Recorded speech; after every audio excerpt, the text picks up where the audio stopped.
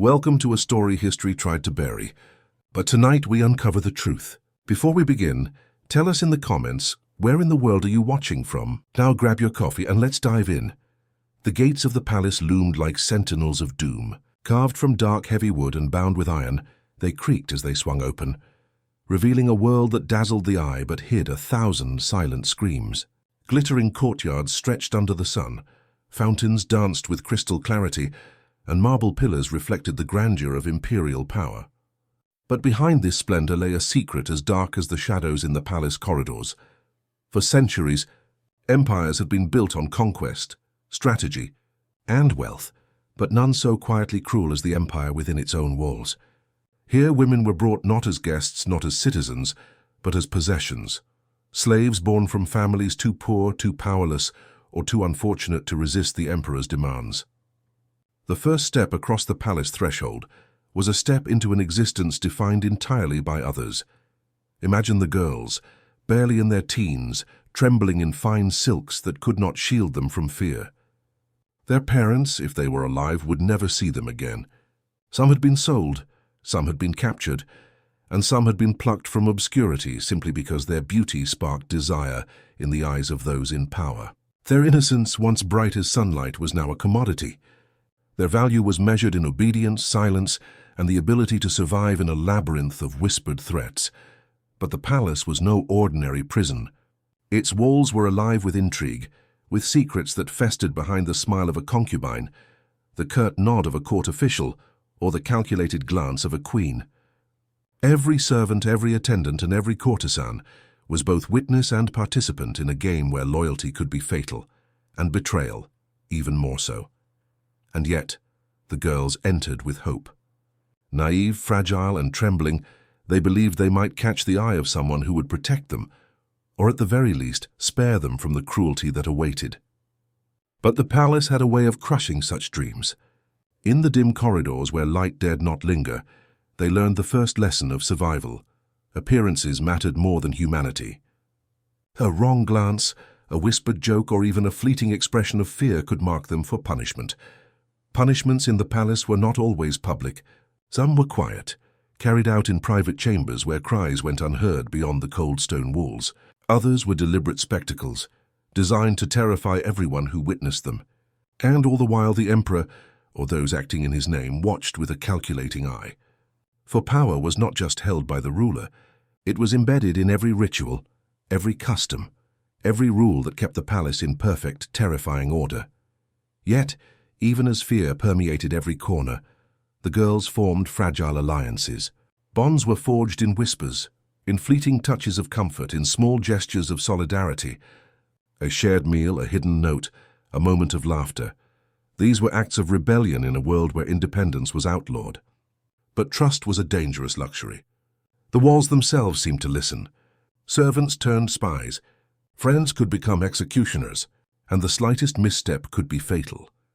Behind the golden gates, behind the fountains, behind the dazzling silks, life was a constant struggle between submission and survival.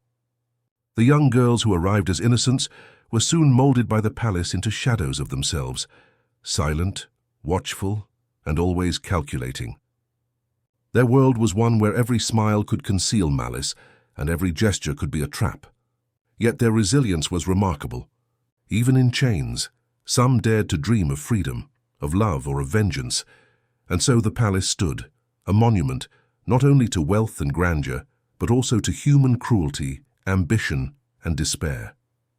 Within these walls, the horrors of power were not written in history books, but etched in the flesh, minds, and souls of those who lived them. As we peer through the darkened gates today, we begin to uncover a story that has remained hidden for centuries, the story of female slaves, trapped in a gilded cage where luxury and suffering were inseparable. But this is only the beginning. The gates have opened, the shadows have whispered, and the first horrors are yet to be revealed. In the chapters ahead, we will journey deeper into the world behind these walls, a world where innocence was destroyed, loyalty was tested, and every secret carried the weight of life or death. Before their beauty could shine, their lives were already owned by others, and the cost would be unimaginable. The transition from freedom to servitude was swift, merciless, and absolute. One day a girl might be running barefoot through meadows, laughing with friends. The next, she would kneel on cold marble floors under the sharp gaze of palace overseers, her spirit already bending under the weight of an invisible leash. In the palace there was no tomorrow, only survival. The rules were unspoken but brutal. Every movement, every word, every glance was scrutinized. A misstep, a hesitant bow, a nervous laugh, a fleeting expression of defiance could seal a girl's fate. Punishments were designed not merely to correct behavior, but to strip away individuality, to teach that only the will of the palace mattered. And yet, amidst this suffocating oppression, the girls clung to memories of life beyond the walls, a forbidden, fleeting comfort that whispered of lost freedom. The daily regimen was relentless. Before the sun pierced the horizon, the girls were roused from sleep, their mornings filled with grueling chores. They polished floors until their fingers bled, carried water from distant wells, and attended to the endless whims of concubines and courtiers. There was no rest, no pause, no mercy. And the irony was inescapable. The same hands that prepared lavish feasts were often the hands that bore the marks of punishment, scarred and trembling from relentless labor. But the most insidious torment was psychological. The girls learned quickly that fear could be as lethal as a whip. The palace bred suspicion as a weapon. Friends were spies, sisters in service could be informants, and even the youngest novices watched each other with wary eyes, knowing that one slip could invite punishment, not just on themselves but on those they held dear. Trust became a dangerous game, and innocence a liability. Some were chosen for special duties, those that brought them closer to the royal family. These girls lived in gilded rooms, fed delicacies, and wore silks finer than any they had ever imagined. But luxury was a lie. Their lives were under constant surveillance. Every smile, every bow, every gesture was measured. The reward of comfort was offset by the invisible chains of obedience and fear. Hand behind every kind glance there might lurk a trap, a test, or a cruel jest designed to break them. Amidst the oppression, there were stories of small defiance, acts so subtle that the palace might never notice, yet significant enough to ignite the spirit. A whispered secret shared with another slave, a scrap of forbidden food hidden in a pocket, a fleeting glance exchanged in silent rebellion. These moments were small victories, fragile reminders of human resilience in the face of relentless cruelty. But the palace had ways of extinguishing hope. Some girls disappeared in the dead of night, rumors suggesting punishment, exile, or death. Others were broken, their minds dulled by exhaustion and fear, their voices muted under the weight of authority. And yet those who survived learned to navigate the labyrinth of power, mastering the unspoken rules. When to bend, when to bow, and when to hide anger behind a mask of servitude. The human cost was staggering. Families were torn apart, childhoods obliterated, and lives measured in obedience and fear. Yet even in despair, some girls retained fragments of identity, small gestures of self-preservation, tiny rebellions that refused to let them vanish entirely into the machinery of the palace. Each day was a delicate balance between submission and resistance, survival and surrender, life and death. And behind all of this, the palace itself remained indifferent. Its walls, carved from stone and adorned with gold, bore witness to suffering but offered no solace. The fountains that sparkled in the sunlight hid whispers of pain. The gardens, lush and fragrant, concealed silent cries.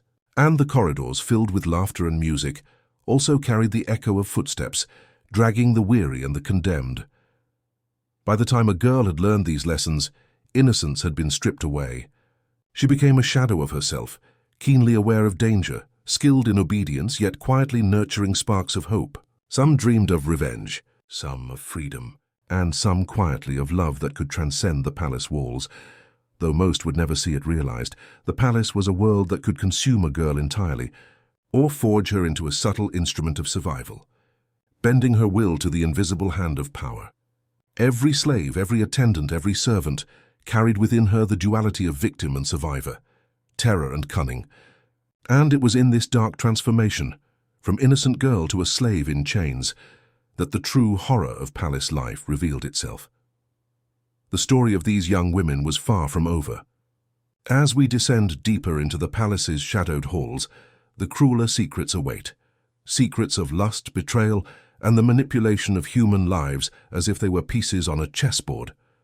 For now we have glimpsed only the first step, the loss of freedom, the birth of obedience and the fragile, flickering hope that refuses to die.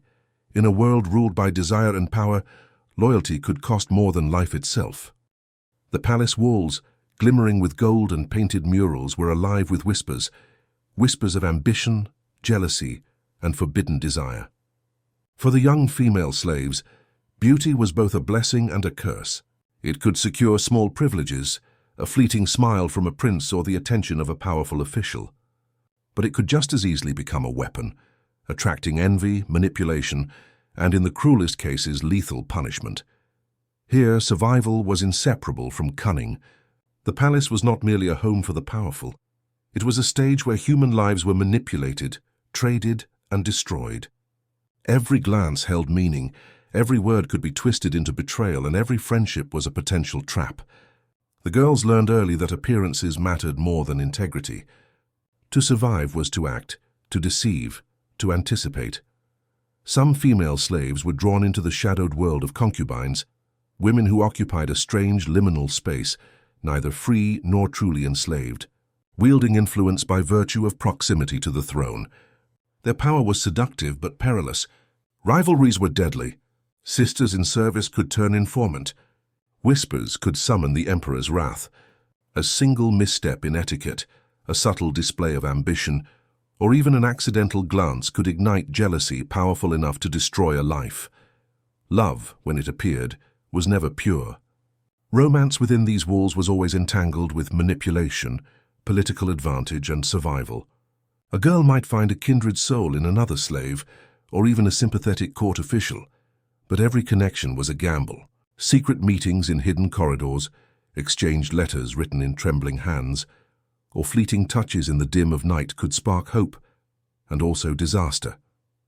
Many dreams of affection ended in betrayal, exile, or death, leaving only sorrow and caution in their wake. The palace itself encouraged such betrayal. Rivalries among concubines, officials, and attendants were not incidental. They were instruments of control. When two women competed for attention or influence, the palace benefited from the chaos. Friendships fractured, loyalties shifted, and even the most innocuous actions were twisted into evidence of conspiracy. Punishments were handed down with chilling impartiality.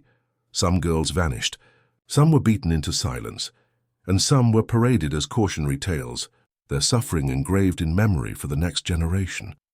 Yet, some slaves learned to navigate these treacherous waters with subtlety. Knowledge became power. A secret overheard in the hallways, a coded gesture or a whispered word could shift influence from one servant to another. For some, survival meant learning to manipulate the manipulators, to bend rivalries to their own advantage. Small victories were rare, but in a world where control was everything, even the tiniest advantage could mean the difference between life and death. The darkest practices were hidden in the emperor's private chambers. Girls chosen for service there were subject to scrutiny and exploitation beyond imagination. Their beauty was commodified, their obedience tested in ways the world would scarcely comprehend.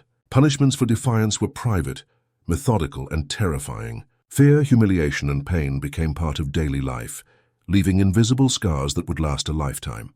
Yet some of the enslaved learned to use these dangers to their advantage, quietly observing patterns, predicting moods, and shaping alliances in silence. Among the most harrowing stories were those of forced complicity. Some girls were coerced into actions that betrayed their own kind, spying, seducing, or even sabotaging fellow slaves under threat of punishment. The palace, in its brilliance and cruelty, had perfected the art of turning victim against victim. These acts of enforced betrayal ensured that even trust, the most basic human connection, became a deadly gamble. And yet even in this crucible of suffering, moments of cunning and resilience emerged. Some female slaves became unseen puppeteers, manipulating events behind closed doors, protecting the innocent or quietly punishing the guilty. Their influence was subtle, invisible but potent. They understood that in the palace, knowledge was the greatest weapon and patience the greatest ally. But behind every act of subtle power lay the ever-present threat of exposure. The emperor, or those acting in his name, observed with meticulous attention. No alliance, no secret, no act of clever defiance went unnoticed for long. And when discovered, the consequences were merciless. Punishment, exile or death could arrive without warning, leaving only fear in its wake. The palace was a place where lust and betrayal were inseparable from survival, where the lines between victim and manipulator blurred, and where every act of defiance could have irreversible consequences. The girls who entered as innocents were forced to confront a terrifying truth. In a world governed by power and desire, loyalty could not be trusted, love was always perilous, and survival demanded sacrifice that no one outside the palace could imagine. And as the sun set behind the gilded roofs, casting long shadows across the cold floors, one truth became undeniable. The horrors of the palace were far from over.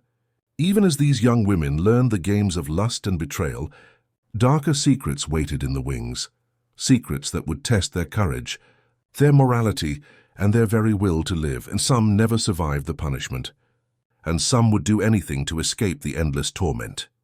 Within the glittering walls of the palace, suffering was an art form perfected over centuries. Beyond the fountains, the murals, and the echoing laughter of nobles, female slaves endured horrors that history has often neglected to record. So obedience was demanded, yet even the smallest infraction could result in pain so acute it would haunt the memory for the rest of a lifetime. Punishments were meticulous, carefully designed to break both body and spirit. A girl might be forced to kneel on cold stone floors for hours until her knees bled, or made to carry heavy jars of water across long corridors while overseers looked on, counting each stumble as a transgression. Some endured beatings with rods or whips, their cries muffled by the palace walls, while others faced punishment so secret that no witness remained to tell the story. Pain, humiliation, and fear were woven into every corner of their daily lives, yet punishment was not always physical. The palace wielded psychological torment with equal precision. Isolation was a common tool. A girl could be confined to a small dark room for days, left alone with only her fear. Food might be withheld, water rationed, and communication forbidden. The mind, starved of comfort and hope, became as pliable as the body. Slaves were taught to distrust one another, to see friends as potential enemies, and to fear the smallest whisper or glance. Survival demanded constant vigilance, and even the bravest could crumble under the relentless pressure. Many female slaves learned the cruel irony of reward and punishment. Sometimes the girls were given privileges, a better room, finer clothes, or more food, but always with strings attached. A smile from a noble could be a test, a warning, or a setup for betrayal. Gratitude became suspicion. Trust, once given, could become the instrument of ruin. Every act of apparent kindness carried the threat of devastation, and every fleeting moment of comfort was tempered by fear. Amidst the torment, alliances formed in secrecy. Sisters in service, once rivals in childhood or strangers from distant villages, found ways to protect one another. A whispered warning, a hidden scrap of bread, or a shared story of resilience became lifelines in a world designed to isolate and destroy. Yet these alliances were fragile. One mistake, one indiscreet word, could shatter the delicate bonds and turn friends into enemies. Some of the most harrowing punishments were reserved for girls who dared to resist or disobey. Defiance could be as subtle as a fleeting glare, a whispered protest, or a delay in completing a task. The palace was ruthless in quelling even the smallest acts of rebellion. Those who survived such punishments often emerged stronger, sharper and more cunning, but at the cost of innocence, trust, and sometimes sanity. Despite the constant terror, survival was possible, but it required more than strength or obedience. It demanded strategy, intelligence, and adaptability. The girls who endured longest learned to read the moods of their overseers, anticipate the manipulations of other servants, and conceal their emotions behind masks of calm or subservience. Survival became an intricate game, where every gesture, every word, and every silence could tip the balance between life and death. Yet even as these young women adapted, the toll on their spirits was profound. Dreams of freedom faded, replaced by the daily calculus of avoidance and endurance. Childhood's hopes and even identities were sacrificed to the machinery of the palace.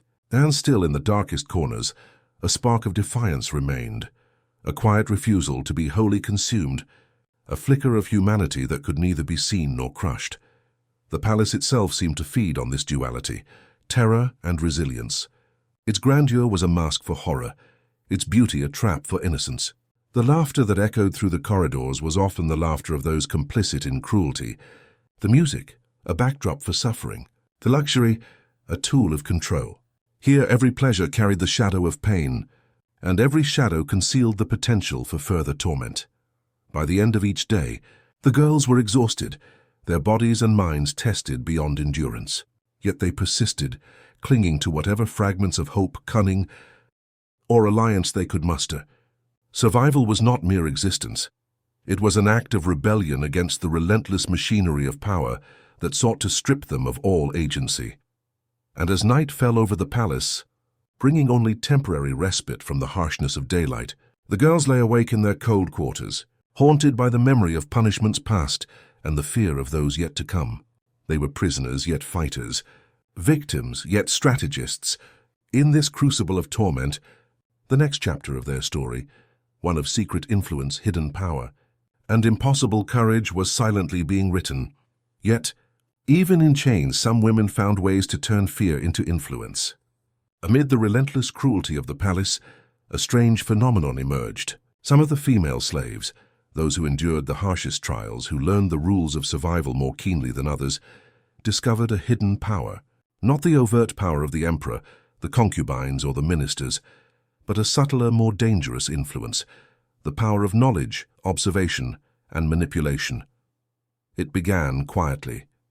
A girl who noticed a whisper in the hallway, who remembered a servant's secret, who understood the rhythm of the court, could begin to anticipate events before they unfolded. In a world where obedience was demanded and deviation punished, this insight became currency. The palace, for all its terror, was also a chessboard, and the most cunning slaves learned how to move unseen, shifting the balance of power in subtle, almost imperceptible ways. Some became confidants to the concubines or even minor officials, offering advice or information that could save a life or destroy one. Others used secrets as leverage, quietly protecting friends or punishing rivals without ever revealing their hand. In a palace where every smile could mask malice, the ability to remain invisible while subtly influencing events became an art form, but the stakes were unimaginably high. A single misjudged word, a misunderstood gesture, or a secret exposed could bring the wrath of those far above her station. Punishments for those who attempted influence and failed were often catastrophic. Yet the few who succeeded gained something invaluable, a measure of control over their own fates, and the ability, however slight, to assert themselves in a world designed to erase them. Relationships were equally complicated. Alliances were forged not from trust or friendship alone, but from mutual advantage. A girl might shield another from punishment in exchange for future favors. Lovers and confidants became partners in survival, their connection strengthened by shared danger. But love and loyalty were fragile, and betrayal lurked around every corner. To gain power, a girl sometimes had to manipulate, deceive, or even betray those she cared for most, a bitter lesson that forged resilience at the cost of innocence. Some female slaves became masters of observation, silently reading moods and intentions, predicting which actions would earn favor and which would provoke ire. These women learned to smile at the right moment, bow when expected, and remain invisible when discretion demanded it. Yet in their invisibility lay a quiet rebellion, the knowledge that even in chains, they could influence the machinery of power without being seen. There were stories of slaves who managed to save others from punishment, subtly steering the court away from tragedy. Others gained access to forbidden knowledge, letters, plans, or secrets that shaped the decisions of those in authority. In some cases, their influence reached all the way to the emperor himself, though it was always indirect and hidden behind layers of loyalty and deception. Yet the palace remained a dangerous place. For every act of subtle power, there was the ever-present threat of discovery. The emperor's servants, concubines, and officials were trained to detect deception, and the consequences of exposure were swift and merciless. Still, the risk did not deter those who had learned the rules of the game. They understood that survival and influence were inseparable, and that courage, cunning, and patience were their only weapons. In this strange interplay of fear, cunning, and resilience, the female slaves who mastered these arts achieved something extraordinary. They carved out spaces of autonomy in a world that sought to deny them any agency. Their victories were invisible, their power silent, but their impact profound. Even within the oppressive walls of the palace, they became actors in shaping events, subtly altering destinies that might have seemed predetermined by birth or rank. By the end of each day, these women carried the weight of secrets and strategies in their hearts, navigating the treacherous currents of palace life with precision. Their influence was a quiet rebellion, a testament to human ingenuity under extreme oppression. They were no longer merely victims. They were players, survivors, and in some ways masters of a game whose rules were cruelly skewed against them. And yet, the palace had more horrors to reveal. The stories of survival, cunning, and hidden influence were only part of the picture. In the shadows of power, darker truths lingered, secrets of cruelty, exploitation, and human suffering that would challenge even the strongest spirits. The final chapter of this tale, the legacy of their lives, would expose the enduring echoes of their torment and the haunting consequences of a system built on fear. Beauty and obedience. The echoes of their suffering still whisper through history. The palace, with its golden halls and jeweled chambers, stood as a monument not only to wealth and power, but to human cruelty, ambition, and unspoken horrors. Generations have walked these corridors, admired the fountains and murals, and marveled at the splendor of imperial life, but few have ever seen what truly lingered behind the walls. For every smile that graced the emperor's court, for every festival or ceremony, countless young women endured suffering invisible to the world outside. The female slaves who survived their years in chains left behind legacies far different from the opulence that surrounded them. They were witnesses to unimaginable cruelty, yet they were also silent architects of subtle power. Their resilience shaped the lives of those around them. Some preserved knowledge and secrets that would alter palace politics.